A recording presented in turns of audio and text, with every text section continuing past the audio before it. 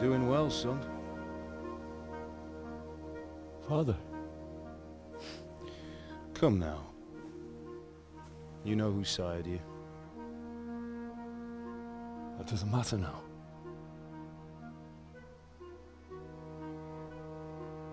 I miss you, Emma. I miss you very much. You'll be fine.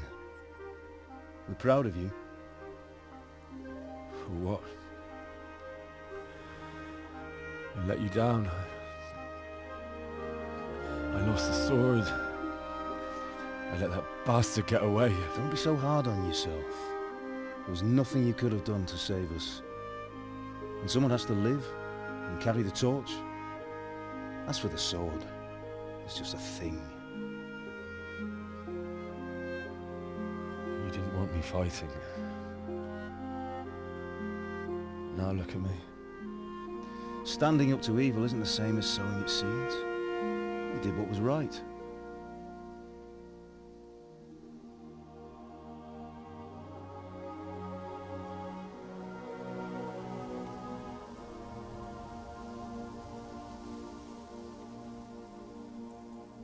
I have to leave you now. Oh, please.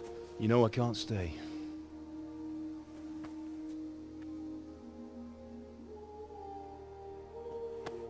Will I ever see you again? God knows.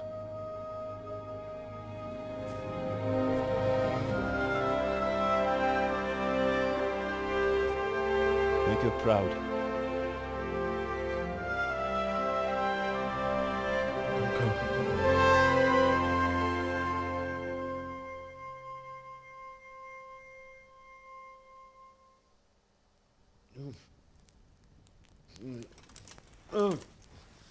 Don't go. Don't go.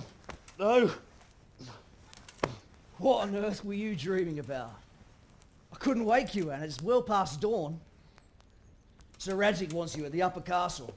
The lords are in council with Jobst. Right. I'll go straight away.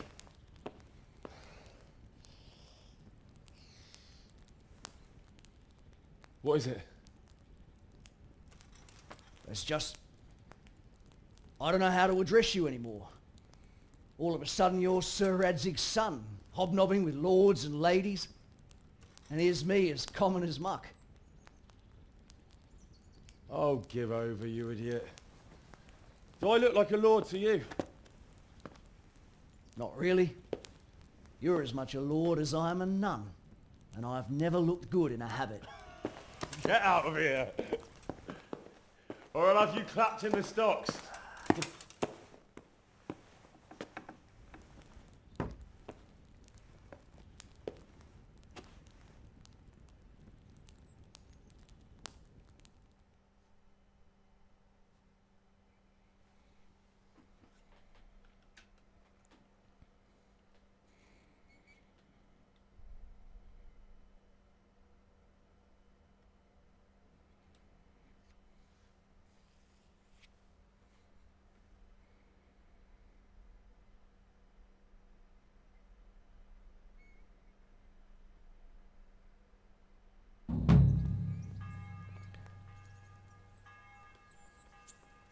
One, 2, 3, 4, 5, 6.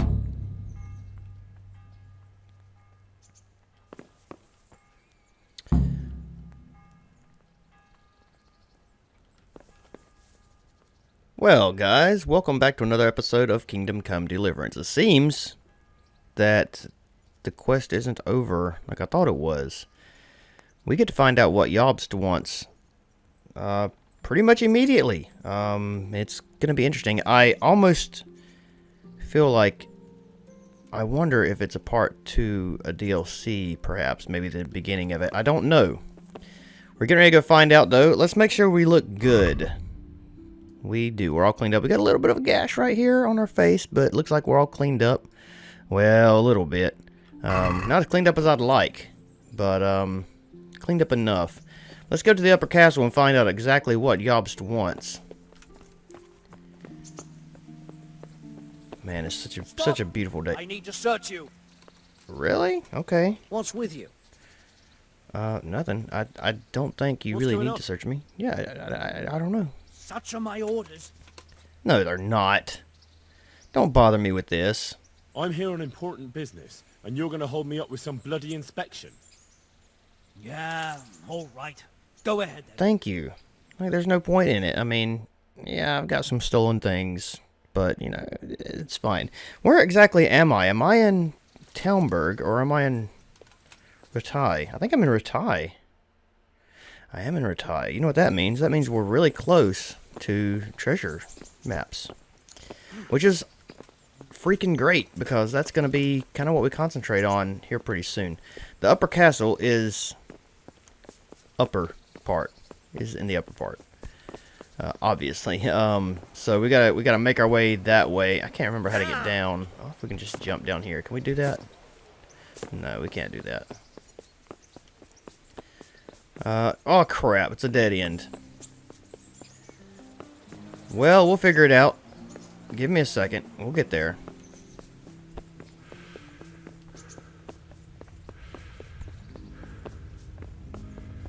Pardon.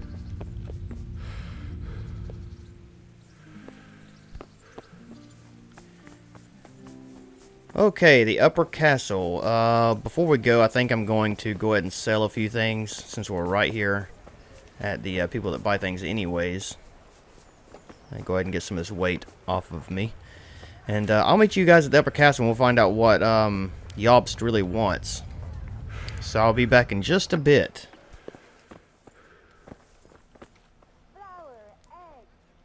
My God, what happened to you? Yeah, I know. Look at it. Something.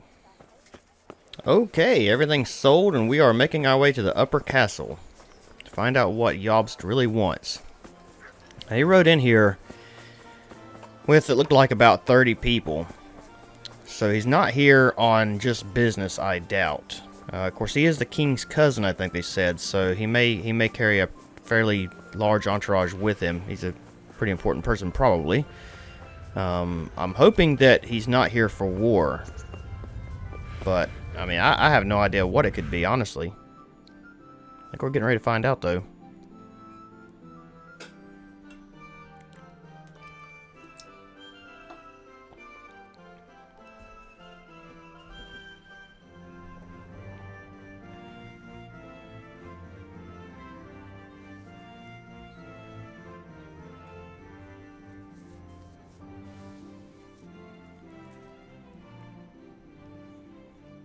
Ah, Hal. Are you going to the meeting with Margrave Jobst as well? I am. What about Istvan? I assume... That we didn't catch him? No. Because if we had, you'd be the first one to know. Have no fear. We'll get him eventually. I hope you're right. Anyway, let's go and see what Jobst wants from us.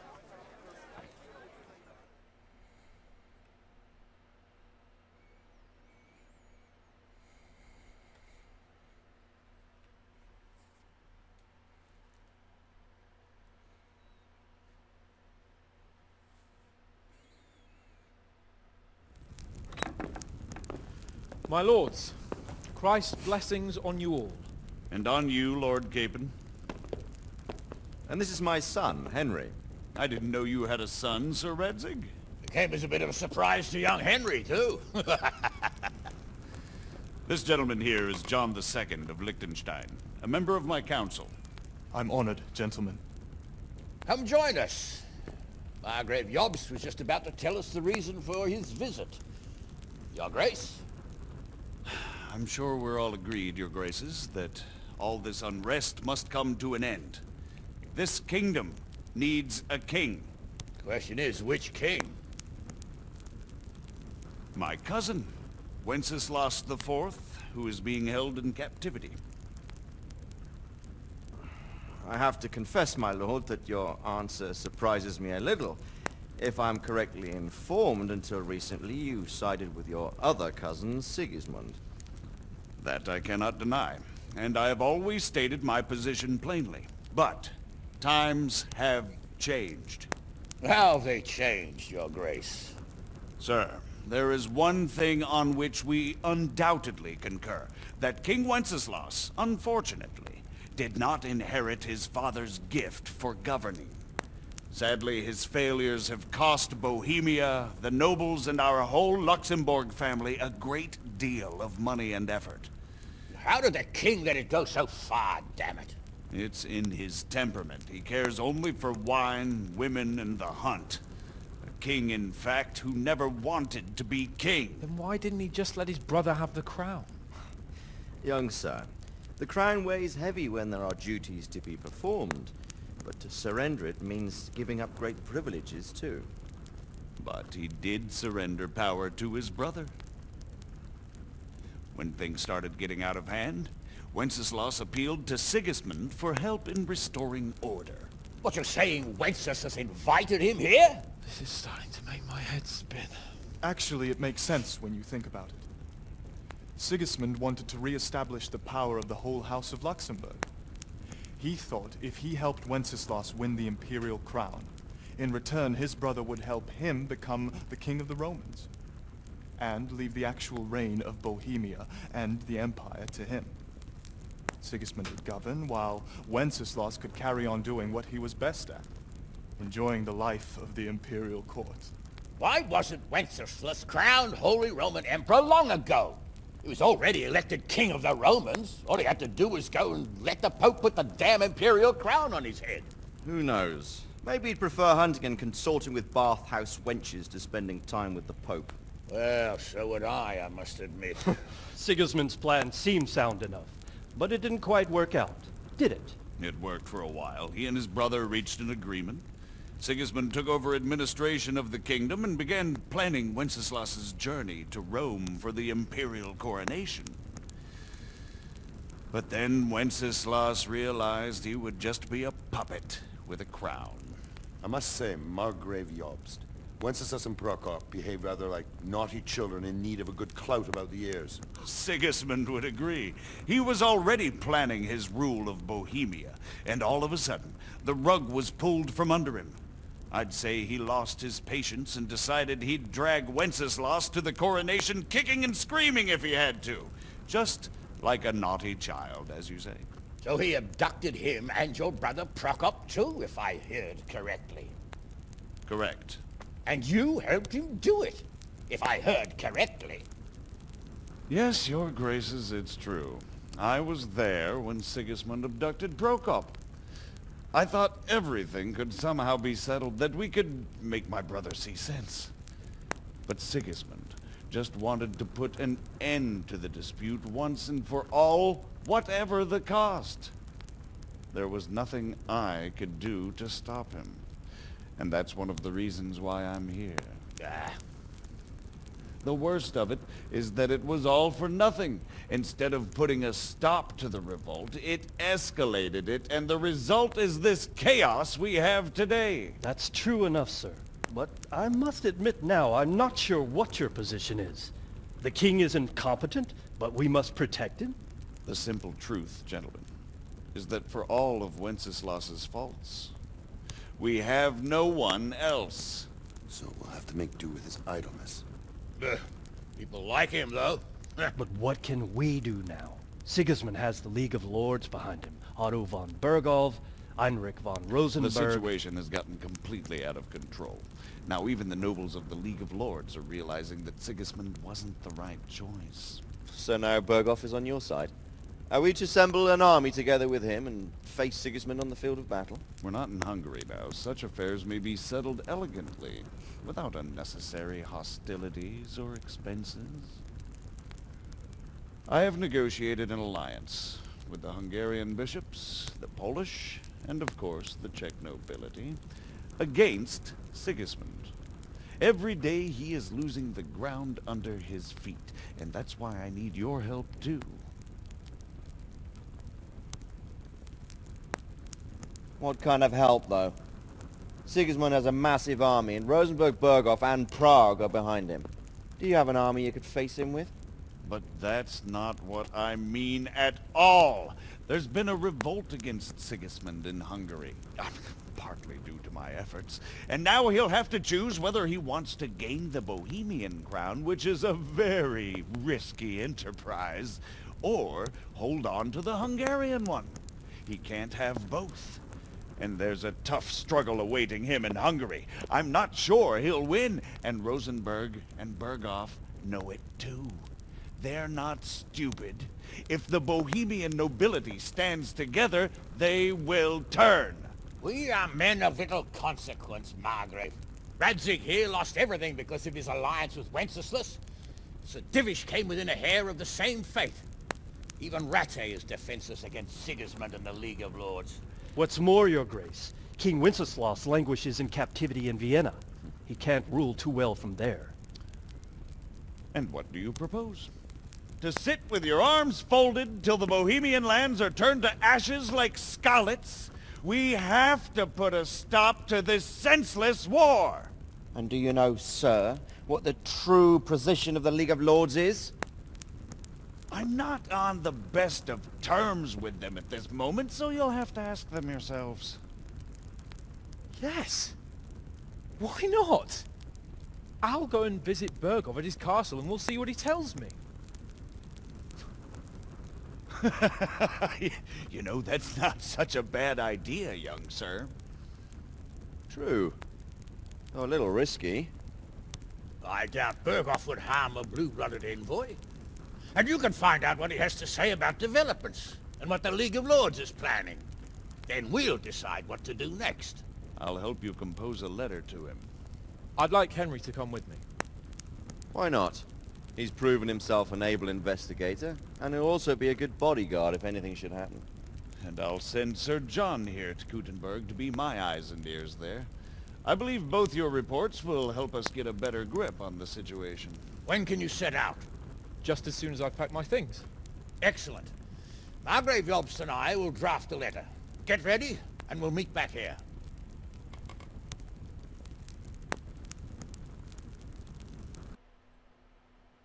Interesting. Interesting. So there's a lot more going on here I expect than it would be best to write it in your name as Lord of Lipa. Quite so, we Margrave. originally thought. What exactly am I to write? Oh, what isn't really the issue. The question is how. We need to learn where they stand on liberating the king and ousting Sigismund. If they'll make trouble or join our side, But we have to ask in a way that won't leave Sir Capon being run out of the castle with a whip. Exactly. How about writing that you're concerned about current events and that you want to see things settled peacefully, and then ask the opinion of the League of Lords? Very well said, sir. And what they want to do about freeing King Wenceslas. Whether they think liberating King Wenceslas IV might contribute to resolving the dispute? And what they plan to do about the god-awful mess in this country. What steps they envisage taking to end the pillaging of Bohemia by foreign armies? I couldn't have put it better myself. Well, I'd also venture to suggest one more. What is their stance on that is, the initiatives of Margrave Jobst of Moravia and a large part of the Bohemian nobility? Whether they plan to take action against them or support their efforts? You read my thoughts, sir. Oh boy. John of Jonstein. John of Jonstein was Bishop of Meissen and Chancellor to King Wenceslas IV from 1376 and Archbishop of Prague from 1379. A serious illness during the worst outbreak of plague in Bohemia altered his disposition from that of a carefree man to a devoted servant of the church. This did not meet with the approval of Wenceslas, however, who sent him to prison at Karlstein Castle, and in 1934 removed him from the office of Chancellor, which led to further conflicts between the church and the king. Subsequently, John finally gave up his office in 1396. His many writings include sermons, commentaries, tractates, essays, and poetry. We're going to learn some things about people here. I'm sure another one's going to pop up anytime now, but this guy right here. Maybe.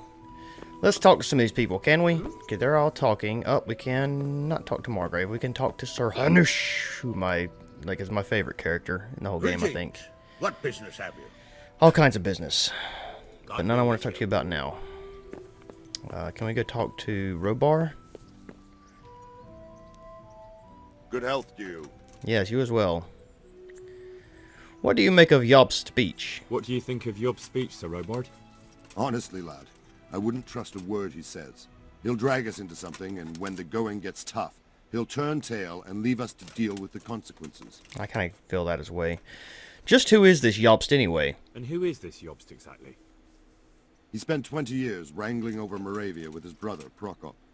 Then they suddenly reconciled when Sigismund was captured in Hungary, and they went plundering there, claiming it was with the aim of liberating him. When Wenceslas sent them to parley with his enemy, Rupert of the Palatinate, the pair of them turned coats on the spot, took sides with Rupert, and together with the League of Lords and the Meissen nobles laid siege to Prague. But then they made terms with the king. He agreed to hand over part of the government, and they sent the Meisseners home. This is no ancient history I'm talking about. It was only 2 years ago, and now, suddenly, he's Wenceslas's greatest ally. Can you trust someone like that? Will it help the realm to rescue Wenceslas? Do you think that rescuing Wenceslas will help the country, sir? God knows. The king is a drunkard. If he governed instead of boozing, wenching at the baths and hunting, there'd be peace and order. Quite honestly, I'm not surprised the Germans deposed him, or that Sigismund's patience ran out. Why? Wenceslas himself sent for Sigismund to help him, and made an agreement with him. And when Sigismund started acting as agreed, Wenceslas double-crossed him and claimed the agreement was invalid, just because he no longer liked it. What would you have done in Sigismund's place? On the other hand, now we've seen what Sigismund has been getting up to here, it's clear he's no better a sovereign than his brother. And that goes double for Rupert, not to mention Jobst, who might well have his eye on the Bohemian throne too. So, all in all, we're probably best off with the drunkard. Better the devil you know. And what about Prokop? And what about Prokop? Well, he stayed on the king's side, for most of the time at least, largely because they're birds of a feather. He's not keen on governing either. But woe betide anyone who tries to take control away from him. Then he would turn on his own brother, literally. He often behaves like a rebel, just in grander style. Just what is Sigismund up to? What do you think Sigismund's after? I'd say he wants to restore the Empire to its glory days under his father, Emperor Charles, which his brother seems incapable of doing.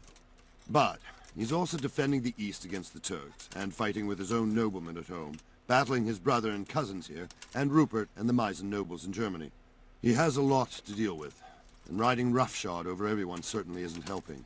Mind you, what else is he to do? I think in more settled times he might make quite a good king, but now he's missed his chance. What is the League of Lords playing at? What about the League of Lords and Bergo? What are their objectives? Whenever the king is weak, the nobility tries to grab as much as it can.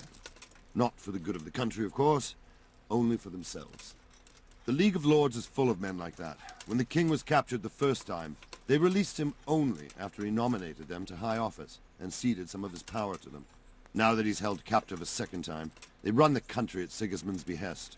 Bergov is the highest vice-chamberlain in the land. As soon as the king was captured, he declared a pogrom on the Jews and raised the tax dues of towns and monasteries. Watch your step with him. And what about Rupert of the Palatinate? And what about Rupert of the Palatinate? What does he want? Rupert. He appointed himself king of the Romans, and ever since then he's been making the tactical moves of a coward who's not sure what to do. If Wenceslas were a man worth his salt, he'd have dealt with him long ago. But then, if Wenceslas was any use, he wouldn't be languishing behind bars in Vienna right now. That will be all. Good. That was all I needed to know. Thank you, sir. With a lot of You're information. welcome. Bear up, and take care of yourself. The world's a dangerous place, and Bergov's a dangerous man. Good luck, Right. Prokop of Luxembourg. Prokopus of Luxembourg, son of John Henry of Luxembourg, was Margrave of Moravia between 1375 and 1405, and the provincial hitman of the Bohemian crown. Together with his brother Jobst, he ruled Moravia, although they were in dispute over the inheritance and future of the Luxembourg dynasty, which had ambitions for the Polish and Hungarian kingdoms. After the death of his uncle Charles IV, Prokopus Procopius initially supported the policies of his cousin Sigismund of Luxembourg and fought against Wenceslas IV in the Margraviate Wars. But after Wenceslas was imprisoned by the Bohemian nobility, Procopius took part in the liberation of the Bohemian king and became his ally. The relations between the Luxembourgs, especially between Procopius and Jobst, succinctly illustrate the intrigues of that time. Jobst and Procopius warred with one another for years, but soon joined against Sigismund on the side of Wenceslas, only to then betray the king by siding with Rupert of the Palatinate. Betrayal was practically a daily event. When Sigismund once again kidnapped and imprisoned Wenceslas in 1402, Procopius was also captured and interned for 2 years in Pressburg. His illegitimate son, George of Luxembourg, was the last descendant of the Luxembourg dynasty who could not inherit any property or titles.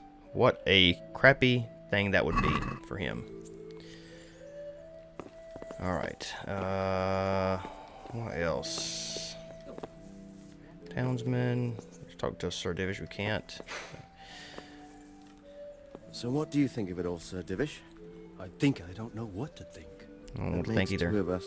If I didn't know anything about Jobst, I'd say he's right and absolutely truthful. But I've heard too much about him already. Yeah. Likewise. But I do feel he's the one with the best chance to put things right. Well, we'll see what we learn from Bergov. If the League of Lords stands with Sigismund, then our chances pale, in spite of everything Jobst said. We shall see. We shall see. Let's talk to Radzig. So, it looks like you're off on a mission. Yes, I can't wait. I don't want to dampen your spirits, my boy, but watch out. These are evil times, and who knows what can happen along the way. Not to mention that Bergov is no saint. Don't worry. I know. You've shown you can fend for yourself, but do take care. You'll be traveling as Lord Capon's bodyguard. You'll be there to make sure nothing untoward happens to him. Keep your eyes peeled and your ears wide open. What Bergov tells you is one thing, but what you see may be quite another. Rest assured, Father. And don't get embroiled in anything else. Just hand over the letter, hear out his reply, and return. Yes. Very well. Bergov is at Trotsky Castle. I think you'll find it quite an eye-opener. It's one of the finest castles in the land. It's 3 days' ride from here, so unless you hit a snag along the way, you'll be back soon enough. Any questions? Luxembourg relations. I'm getting a bit lost in the Luxembourg lineage. It all seems a bit too tangled. The Luxembourgs have ruled the Empire and Bohemia for almost 100 years now. Emperor Charles brought this land to prominence. When he was in power, things had never been so good. Wenceslas and Sigismund are his sons, but by different mothers. Jobst and Prokop are their cousins. They were entrusted with governing Moravia. But instead, they've been in a bitter armed feud for years, and now Sigismund's fallen out with Wenceslas. Wenceslas also had another brother, the youngest, John of Görlitz, who was most probably poisoned. They seem like a hot-blooded lot. It's hard to keep up with their affairs, since they tend to change their alliances from one day to the next. Who is that Jobst? Who is he really, this Jobst? The cousin of King Wenceslas. He's the Margrave of Moravia. I admit I don't know what to make of him myself. Until recently, he was allied with the League of Lords. For a time, he even served Rupert of the Palatinate against the king. And now suddenly, he's reversed his position. I don't know what led him to do it, and one can't help being suspicious. It's best to keep a watchful eye on him. But he really is the leader of the resistance against Sigismund these days. We'll just have to see how it all turns out. You knew Wenceslas. I'm a bit concerned so many people seem to think so little of King Wenceslas. You knew him, didn't you? What's he really like? Well, there's no straightforward answer to that question. He certainly makes a great hunting and drinking companion, but he can be very fiery and impetuous when things don't go how he'd like them. He never had much of a head for high office. He finds it tiresome. But once a man's grasped the scepter, it's hard to let it go again. You can't just abscond. You've seen for yourself what happens when he disappears for a few months. Better a bad but legitimate king than a bloody war over the throne. Agreed. Just who is this Prokop? Who is this Prokop that Job spoke of? Jobst's brother, the king's cousin. He and Jobst warred over Moravian supremacy for years. Then they were allies for a while, betrayed Wenceslas and sided with Rupert of the Palatinate. But after Sigismund abducted Wenceslas, Prokop fomented a revolt against him, and Sigismund had him captured. Politics. Make of it what you will. I, for one, can't make head or tail of it most of the time. What is the League of Lords? The League of Lords and that Berghoff we're off to see. Who are they exactly? The lords of the powerful houses. Heinrich of Rosenberg, Otto of Berghoff, Heinrich of Radetz, and others. They're unhappy with the way their influence declined after Wenceslas surrounded himself with the lesser orders of nobility. They abducted the king years ago and made him bow to their will. They got away with it that time, and now they've joined forces with Sigismund and done it again. But now it seems that Sigismund's behavior is starting to rub them up the wrong way, so they may well be thinking twice. We'll see what Berghoff has to say. I hardly know anything about Sigismund. I don't know all that much about Sigismund. He's the king's younger brother and King of Hungary in his own right. 7 years ago, he led a crusade against the Turks and was defeated at Nicopolis. Some say it was due to the recklessness of the French knights, most of whom were mercilessly slaughtered. Sigismund is ambitious and capable. He might well make a better ruler than Wenceslas, but he's arrogant, and to our misfortune, brutal. Not long ago, he himself was held captive by the Hungarian nobility. They dislike him as much as some of the Czech and German noblemen do his brother Wenceslas. Ironically, Wenceslas joined forces with Jobst to liberate him. And now this is how Sigismund repays his brother. There's no doubt about it, God does move in mysterious ways. Rupert of the Palatinate. Rupert of the Palatinate? That's a name I hadn't heard before today. Rupert is the Prince Elector of the Palatinate. What's a Prince Elector?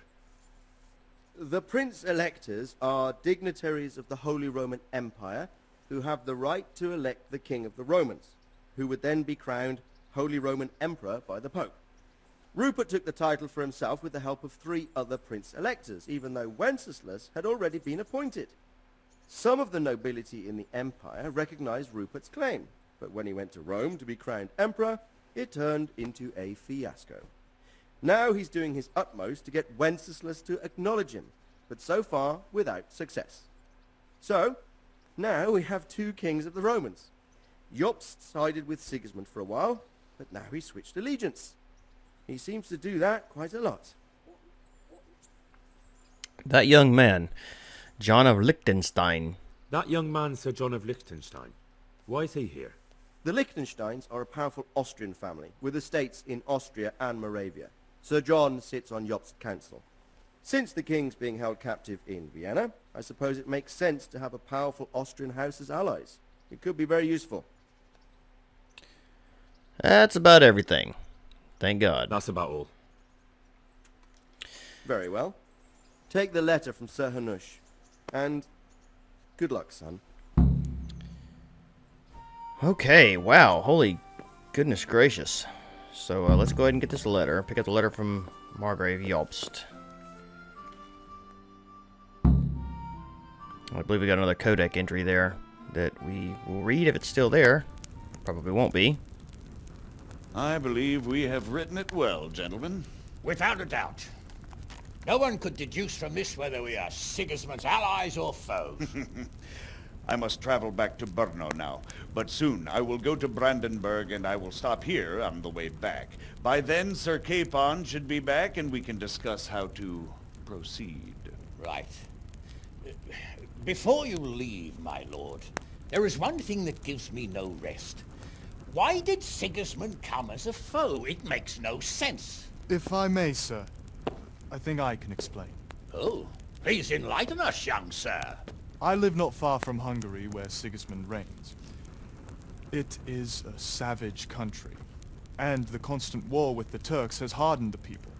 They need a monarch with an iron hand. So when Sigismund felt the wind of revolt, he reacted as he would at home. Only what works on the Hungarian nobles does not work here in Bohemia. Bringing order is one thing, but Slaughtering and pillaging with a horde of barbarians, quite another. What purpose does that serve? But Sigismund did give the Bohemian nobles a chance to take his side. It was only when they refused his ultimatum that he lost patience and took to the sword. As for the barbarians, he could afford nothing better. The Hungarian nobility would gain nothing from joining his campaign in Bohemia. He didn't have enough coin for a regular army, and so he recruited the Cumans. What he does not pay them, they make up for in plunder.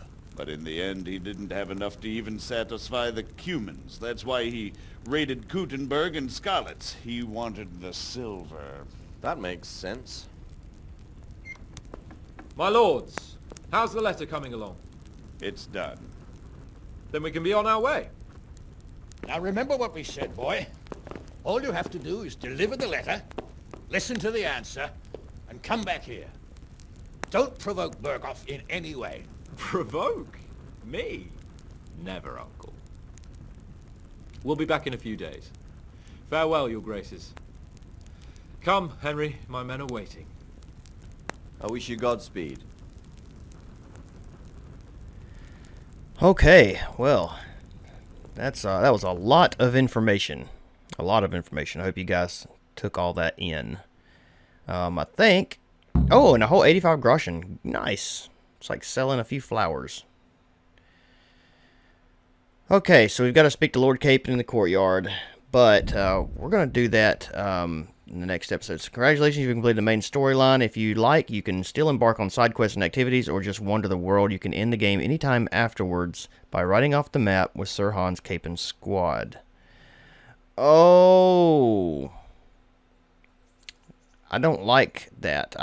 So we actually can't complete the game. We can't find out what happens until we complete everything else. That sucks. What we might do is complete everything and like keep a save and then just come back. So, Alright, well, gosh, I almost hate to do that just in case the saves disappear or something because I can't play everything all over again. Okay, so escape. John, we've already read that, right? Yes, I think we've already. John II of Liechtenstein, a member of the Council of the Moravian Margrave, also who came as yeah, I think we've already found this or read this. Okay, well, that's gonna do it for this episode. Thank you guys for watching. Interesting. We're gonna have to wait and see exactly what happens. I'm gonna go ahead and probably just save, and we'll find out what happens, and then we'll just come back and do the side quests after the fact, because we still want to do DLC and stuff. So I don't know how the best way of doing this. I mean, there's other parts of this that we want to do. You know, we've still got a whole nother main quest line to take care of, and in this right here, the Vengeance, we haven't even started that yet. So we got to do that. We've got a lot of things down here we haven't done yet. So anyway, guys, thank you for watching. If you enjoyed it, feel free to leave a like, subscribe to the channel, tell your friends, helps me out a ton. And I'll figure something out in the meantime. Thank you for watching. See you next time. Bye-bye.